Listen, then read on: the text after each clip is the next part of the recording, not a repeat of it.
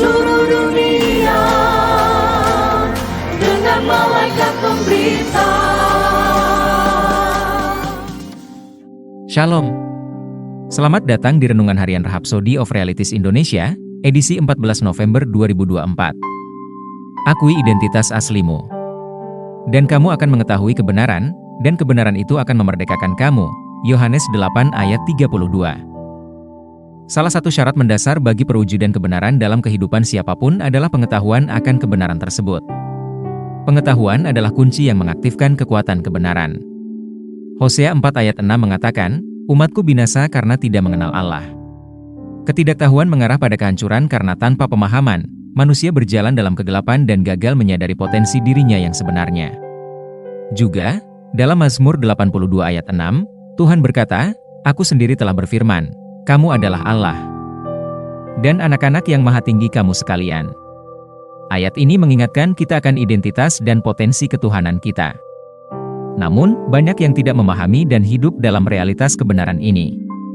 Kita melihat akibat dari ketidaktahuan ini di bagian akhir ayat tersebut, namun seperti manusia kamu akan mati dan seperti salah seorang pembesar kamu akan tewas.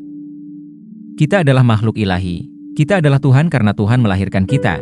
Tetapi semua orang yang menerimanya diberinya kuasa supaya menjadi anak-anak Allah, yaitu mereka yang percaya dalam namanya, orang-orang yang diperanakan bukan dari darah atau dari daging, bukan pula secara jasmani oleh keinginan seorang laki-laki, melainkan dari Allah.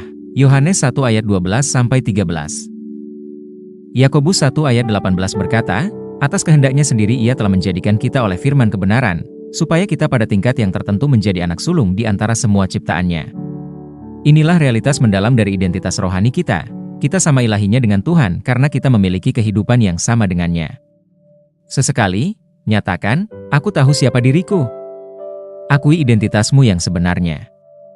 Mengetahui siapa engkau di dalam Kristus memberdayakan engkau dan membuat engkau hidup penuh kemenangan setiap hari. Perhatikan bagaimana Tuhan Yesus menanggapi interogasi yang melelahkan di hadapan Pilatus.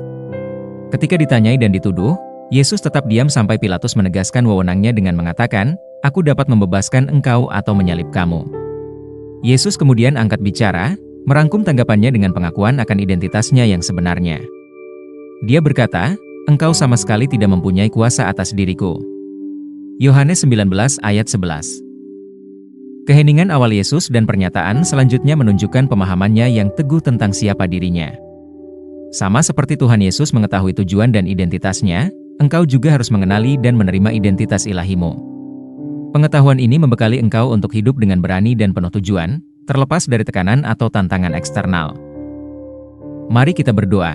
Bapa terkasih, terima kasih telah mengungkapkan kebenaran melalui firman-Mu. Aku tahu dan memahami identitasku yang sebenarnya di dalam Kristus.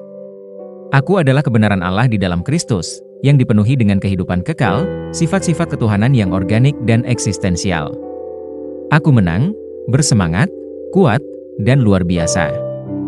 Aku berjalan dalam terang kebenaran ini setiap hari, dalam nama Yesus, amin. Ayat renungan hari ini terdapat dalam Yohanes 14 ayat 13-14, 2 Korintus 5 ayat 17, Efesus 1 ayat 18-19.